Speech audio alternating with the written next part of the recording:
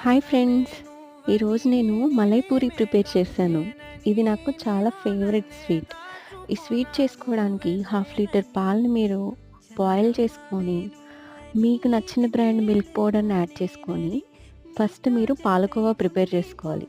తర్వాత 1 cup మైదాకి half cup గోధుమ పిండిని దోస పిండి కన్సిస్టెన్సీలా కలుపుకొని, మీరు దీనికోసము ముందుగా షుగర్ సిరప్‌ని ప్రిపేర్ చేసుకోవాలి. ఆ సిరప్‌ని కొంచెం మనం చేసే ఈ పూరీలు డిప్ చేయడానికి, అలాగే కొంచెం సిరప్‌ని మనం దోస బ్యాటర్‌లా మిక్స్ చేసుకున్న మైదా, గోధుమ పిండి మిక్స్‌లో కూడా యాడ్ చేయాలి.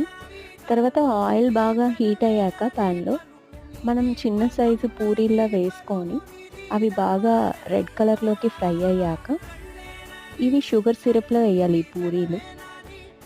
చల్లారాక మనం ప్రిపేర్ చేసుకున్న కోవాతో సర్వ్ చేసుకోవాలి.